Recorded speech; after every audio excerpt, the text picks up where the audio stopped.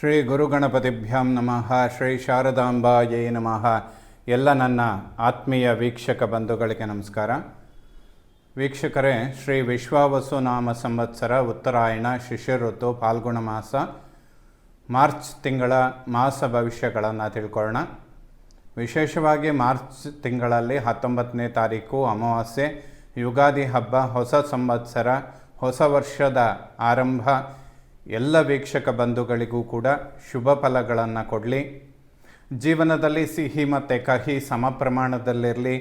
ಕಷ್ಟ ಸುಖ ದುಃಖಗಳನ್ನು ಎದುರಿಸುವಂತಹ ಮಾನಸಿಕ ಧೈರ್ಯ ಮತ್ತು ದೃಢತೆಯನ್ನು ಭಗವಂತ ನಿಮ್ಮೆಲ್ಲರಿಗೂ ಕೂಡ ಕರುಣಿಸಲಿ ಅಂತ ಹೇಳ್ತಾ, ಮತ್ತೊಮ್ಮೆ ಯುಗಾದಿ ಹಬ್ಬದ ಶುಭಾಶಯಗಳು. ಈ ಮಾರ್ಚ್ ತಿಂಗಳಲ್ಲಿ ಬದಲಾಗುವ ಗ್ರಹಗಳ ಬಗ್ಗೆ ತಿಳ್ಕೊಳ್ಳೋದಾದರೆ, 1ನೇ ತಾರೀಕು ಶುಕ್ರ ತನ್ನ ಉಚ್ಚ ಕ್ಷೇತ್ರವಾದಂತಹ ಮೀನರಾಶಿಗೆ ಬರ್ತಾನೆ.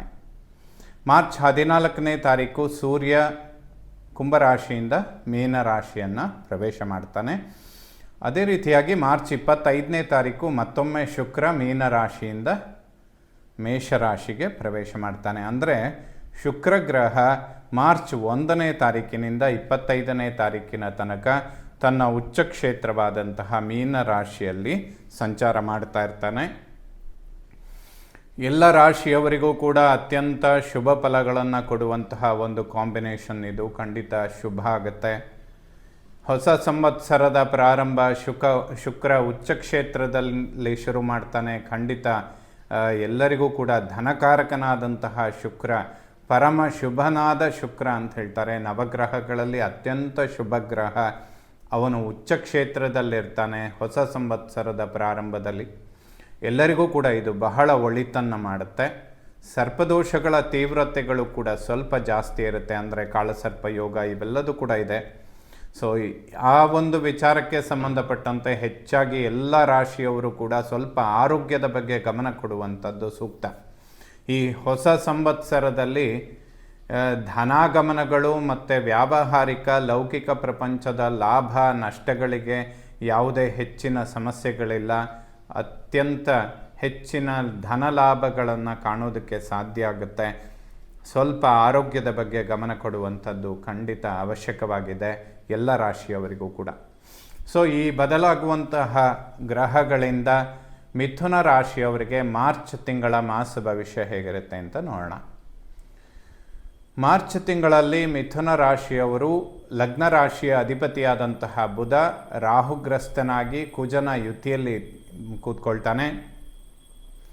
ಜೀರ್ಣಕ್ರಿಯೆ, ಡೈಜೆಷನ್ ಮತ್ತು ಹೊಟ್ಟೆಗೆ ಸಂಬಂಧಪಡುವಂತಹ ಆರೋಗ್ಯದ ಬಗ್ಗೆ ಗಮನ ಕೊಡುವಂಥದ್ದು ಸೂಕ್ತ. ಇನ್ನು ಕೆಲವರಿಗೆ ಬೆನ್ನು ಹುರಿ, ಬ್ಯಾಕ್ ಪೇಯ್ನ್ ಇಂತಹ ವಿಚಾರಗಳು ಸ್ವಲ್ಪ ಬಾಧಿಸುತ್ತೆ. ಸೊ ಸ್ವಲ್ಪ ಆರೋಗ್ಯದ ಬಗ್ಗೆ ಗಮನ ಕೊಡಬೇಕು ಸಂವತ್ಸರದ ಪ್ರಾರಂಭದಲ್ಲಿ. ಅದು ಕೂಡ ಫೆಬ್ರವರಿ 23ನೇ ತಾರೀಕಿನಿಂದ ಒಂದು ಕಾಂಬಿನೇಷನ್ ಶುರುವಾಗುತ್ತೆ, ಏಪ್ರಿಲ್ ತನಕ ಇರುತ್ತೆ.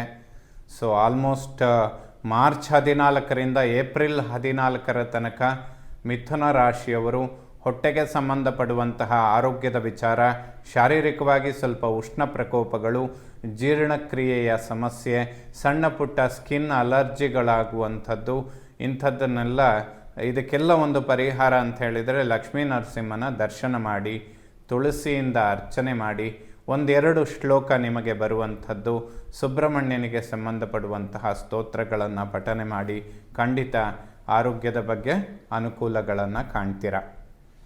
ಸಾಮಾನ್ಯವಾಗಿ ಪ್ರತಿ ಮಾಸ ಭವಿಷ್ಯದಲ್ಲಿ ಆರೋಗ್ಯದ ಬಗ್ಗೆ ಏನಾದರೂ ಎಚ್ಚರಿಕೆಗಳಿದ್ದರೆ ಅದನ್ನು ಗಮನಿಸ್ಕೊಳ್ಳುವಂಥದ್ದು ಸೂಕ್ತ. ಏಕೆಂದರೆ ಹಣ ಅನ್ನುವಂಥದ್ದು ಇಂದಲ್ಲ ನಾಳೆ ಸಂಪಾದನೆ ಮಾಡ್ಬೋದು. ಆರೋಗ್ಯ ಅನ್ನೋದು ತುಂಬ ಇಂಪಾರ್ಟೆಂಟ್. ಹೆಲ್ತ್ ಪ್ರಿವೆನ್ಷನ್ನಿಂದ ಕೂಡಿರುತ್ತೆ. Prevention is better than cure ಅಂತ. ಆರೋಗ್ಯದ ಬಗ್ಗೆ ಎಷ್ಟು ಪ್ರಿವೆನ್ಷನ್ ತಗೊಳ್ತೀರಾ ಅಷ್ಟು ಒಳ್ಳೆಯದು. ಸಣ್ಣ ಪುಟ್ಟ ಪರಿಹಾರಗಳನ್ನು ಮಾಡಿಕೊಂಡ್ರೆ ಖಂಡಿತ ಆರೋಗ್ಯ ಶುಭ ಆಗುತ್ತೆ. ದ್ವಿತೀಯ ಕುಟುಂಬ ವಾಕ್ಸ್ಥಾನದ ಮೇಲೆ ಯಾವುದೇ ಪಾಪಗ್ರಹಗಳ ದೃಷ್ಟಿ ಬೀಳುವುದಿಲ್ಲ. ಕುಜ ಭಾಗ್ಯದಲ್ಲಿರ್ತಾನೆ, ಅವನು ಕೂಡ ವಾಕ್ಸ್ಥಾನದ ಮೇಲೆ ಕುಜನ ದೃಷ್ಟಿ ಕೂಡ ಇರುವುದಿಲ್ಲ. ಸೊ ಮಾರ್ಚ್ ತಿಂಗಳಲ್ಲಿ ಬಹಳಷ್ಟು ಅನುಕೂಲಗಳನ್ನು ಮಿಥುನ ರಾಶಿಯವರು ಕಾಣ್ಬೋದು. ಧನಾಗಮನಗಳಿಗೆ ಬಹಳ ಶುಭ ಆಗುತ್ತೆ. ಏಕೆಂದರೆ ಶುಕ್ರ ಮತ್ತು ಶನಿ ಕೇಂದ್ರ ಕೋಣಾಧಿಪತಿಗಳು ಆಲ್ಮೋಸ್ಟ್ ದಶಮ ಕೇಂದ್ರದಲ್ಲಿ ಸೇರ್ತಾರೆ.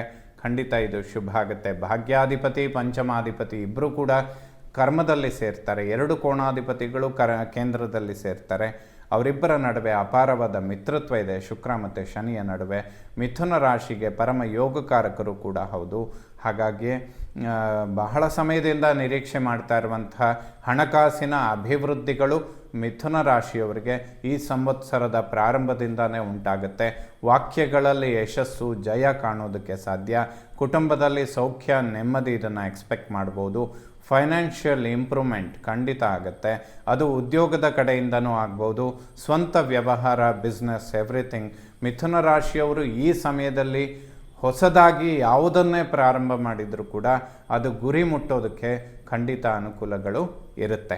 ಹೆಚ್ಚಾಗಿ ಪ್ರಯತ್ನ ಮಾಡಿ, ಖಂಡಿತ ಶುಭ ಆಗುತ್ತೆ. ಒಡ ಹುಟ್ಟುಗಳ ನಡುವೆ ಆರೋಗ್ಯದಲ್ಲಿ ಬಹಳಷ್ಟು ಏರುಪೇರುಗಳು ಉಂಟಾಗೋದಕ್ಕೆ ಕಾರಣಗಳಿರುತ್ತೆ. 3ನೇ ಮನೆಯಲ್ಲಿ ಕೇತು ಇದ್ದಾನೆ, ಅವನ ಮೇಲೆ ಕುಜನ ದೃಷ್ಟಿ ಬೀಳುತ್ತೆ. 3ರ ಅಧಿಪತಿಯಾದಂತಹ ಸೂರ್ಯ ಶನಿ ಮಹಾತ್ಮನ ಜೊತೆಯಲ್ಲಿ ಕೂತ್ಕೊಳ್ತಾನೆ. ಮಾರ್ಚ್ 14ರಿಂದ ಏಪ್ರಿಲ್ 14ರ ತನಕ ಒಡ ಹುಟ್ಟುಗಳಲ್ಲಿ, ಅದರಲ್ಲೂ ಕೂಡ ಅಣ್ಣ ತಮ್ಮಂದರಿಗೆ ಆರೋಗ್ಯದ ಏರುಪೇರುಗಳಾಗೋದಕ್ಕೆ ತುಂಬ ಅವಕಾಶಗಳಿರುತ್ತೆ. ಲಕ್ಷ್ಮೀ ನರಸಿಂಹ ಕರಾವಲಂಬ ಸ್ತೋತ್ರಗಳನ್ನು ಪಠನೆ ಮಾಡಿ, ತಿಂಗಳಲ್ಲಿ ಒಮ್ಮೆ ಲಕ್ಷ್ಮೀ ನರಸಿಂಹನ ದರ್ಶನ ಮಾಡಿ, ತುಳಸಿಯಿಂದ ಅರ್ಚನೆ ಮಾಡಿ, ಖಂಡಿತ ಶುಭ ಆಗುತ್ತೆ. ಯಾಕೆಂದರೆ ಇದು ಸಣ್ಣ ಆರೋಗ್ಯದ ಏರುಪೇರುಗಳಲ್ಲ. ಮಿಥುನ ರಾಶಿಯವರಿಗೆ ಪರಾಕ್ರಮ ಸ್ಥಾನದಲ್ಲಿ ಕೇತು, ಅವನ ಮೇಲೆ ಕುಜನ ದೃಷ್ಟಿ, ಆ ಸ್ಥಾನಾಧಿಪತಿ ಸೂರ್ಯ ಶನಿ ಜೊತೆಯಲ್ಲಿ ಕೂತ್ಕೊಳ್ಳುವಂಥದ್ದು, ಇವೆಲ್ಲ ಕಾಂಬಿನೇಷನ್ಗಳು ಹೆಲ್ತ್ ವಿಚಾರಕ್ಕೆ ನೇರವಾಗಿ ಸಂಬಂಧಪಟ್ಟಿರುತ್ತೆ. ಅಣ್ಣ ತಮ್ಮಂದರಿಗೆ ಸ್ವಲ್ಪ ಪ್ರಮಾಣದಲ್ಲಿ ಒಂದು 40% ಸೋದರಿಯರಿಗೂ ಕೂಡ ರಿಲೇಟೆಡ್ ಆಗಿರುತ್ತೆ. ಇನ್ನು ಯಾವುದಾದ್ರೂ ಲೋನ್ಗಳನ್ನು ಎಕ್ಸ್ಪೆಕ್ಟ್ ಮಾಡ್ತಾ ಇದ್ದರೆ ಅಷ್ಟೇನು ಶುಭ ಸಮಯ ಅಲ್ಲ ಇದು. ಬ್ಯಾಂಕ್ ಲೋನ್ಗಳು ಇದೆಲ್ಲ ಮೇ ನಂತರದಲ್ಲಿ ಒಂದು ಸಂಪೂರ್ಣವಾದ ಒಂದು ರಿಸಲ್ಟನ್ನು ಕೊಡುತ್ತೆ ಫೈನಾನ್ಷಿಯಲ್ ವಿಚಾರಗಳಲ್ಲಿ. ಬಟ್ ಈ ಮಾರ್ಚ್ 1ನೇ ತಾರೀಕಿನಿಂದ 25ನೇ ತಾರೀಕಿನ ತನಕ ಹಣಕಾಸಿನ ವಿಚಾರದಲ್ಲಿ ಹೂಡಿಕೆ ಮಾಡುವಂತಹ ಯಾವುದೇ ವಿಚಾರಗಳಿದ್ದರೂ ಕೂಡ ಮಿಥುನ ರಾಶಿಯವರು ಖಂಡಿತವಾಗ್ಲೂ ಮಾಡ್ಬೋದು. ಮುಂದಿನ ದಿನಗಳಲ್ಲಿ ಇದು ಉತ್ತಮವಾದಂತಹ ಒಂದು ರಿಸಲ್ಟನ್ನು ಖಂಡಿತ ಕೊಡುತ್ತೆ.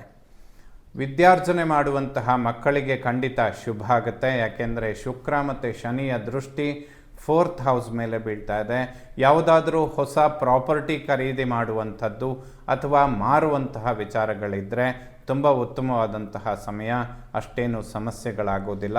ಹೊಸ ವಾಹನ ಖರೀದಿ ಮಾಡುವಂತಹ ವಿಚಾರಗಳಿದ್ದರೂ ಕೂಡ ಮಾರ್ಚ್ 25ರ ತನಕ ಮಿಥುನ ರಾಶಿಯವರಿಗೆ ಅದ್ಭುತವಾದಂತಹ ಸಮಯ ಆಗಿರುತ್ತೆ.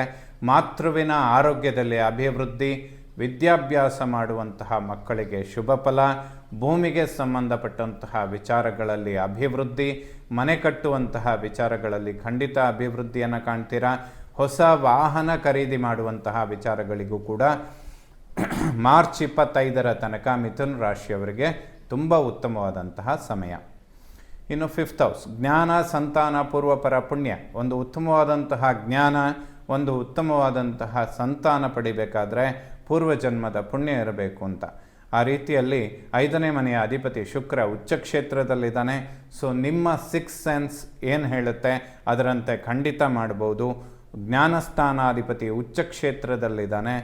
ಖಂಡಿತವಾಗ್ಲೂ ನೀವು ತೆಗೆದುಕೊಳ್ಳುವಂತಹ ಡಿಸಿಷನ್ಗಳು ಮುಂದಿನ ದಿನಗಳಲ್ಲಿ ಖಂಡಿತ ಲಾಭದಾಯಕವಾಗುತ್ತೆ. ಹೆಚ್ಚಿನ ಸಮಸ್ಯೆಗಳಿರುವುದಿಲ್ಲ.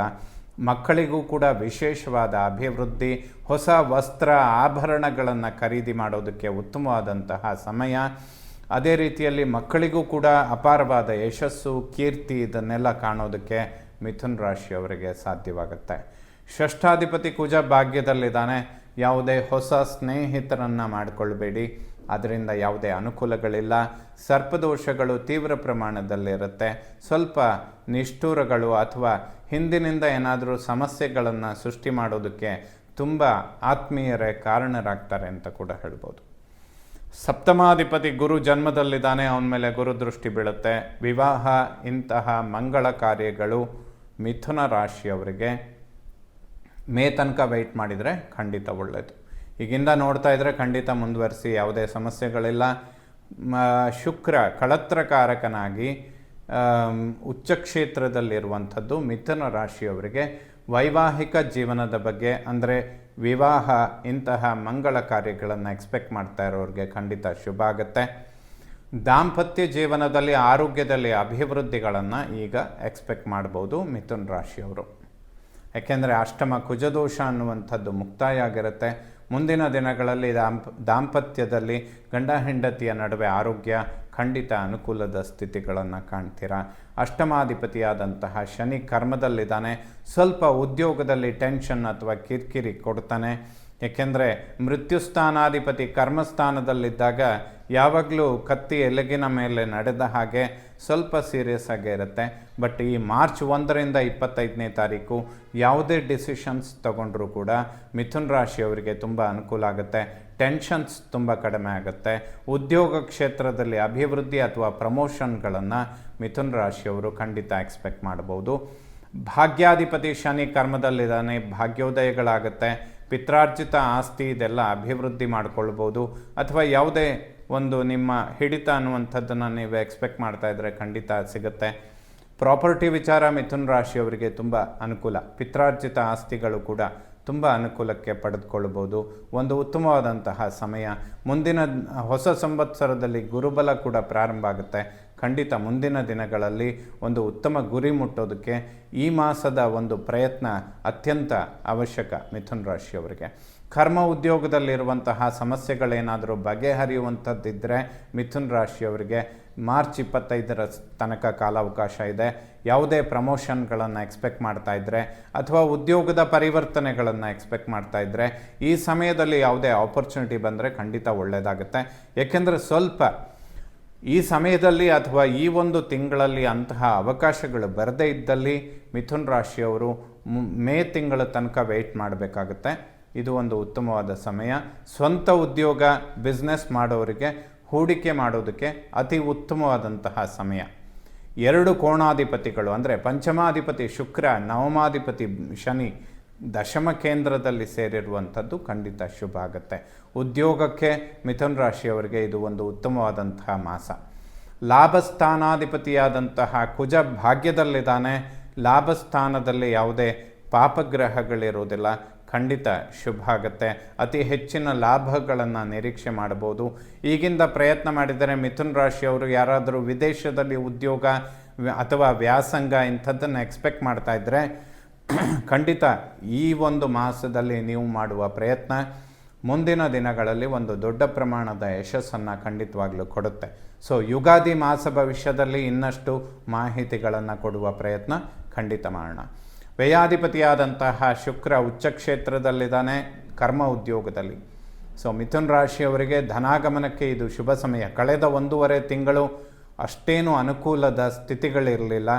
ಈಗ ಅದೆಲ್ಲ ಪರಿಹಾರ ಆಗಿ ಒಂದು ಉತ್ತಮ ಸ್ಥಿತಿಗೆ ಬರೋದಕ್ಕೆ ಕಾರಣ ಆಗುತ್ತೆ. ಈ ಮಾಸ ಮಿಥುನ್ ರಾಶಿಯವರಿಗೆ ಖಂಡಿತ ಬಹಳಷ್ಟು ಅನುಕೂಲಗಳನ್ನು ಕೊಡುತ್ತೆ. ಸೊ ಮತ್ತೊಮ್ಮೆ ಯುಗಾದಿ ಹೊಸ ಸಂವತ್ಸರದ ಶುಭಾಶಯಗಳನ್ನು ತಿಳಿಸ್ತಾ ಎಲ್ಲ ನವಗ್ರಹಗಳು ಕೂಡ ಮಿಥುನ್ ರಾಶಿಯವರಿಗೆ ಶುಭ ಫಲಗಳನ್ನೇ ಕೊಡಲಿ. ಶ್ರೀ ಶಾರದಾ ಪರಮೇಶ್ವರಿಯ ಸಂಪೂರ್ಣ ಅನುಗ್ರಹ ಎಲ್ಲ ನನ್ನ ವೀಕ್ಷಕ ಬಂಧುಗಳ ಮೇಲಿರಲಿ. ಶುಭವಾಗಲಿ ವೀಕ್ಷಕರೇ.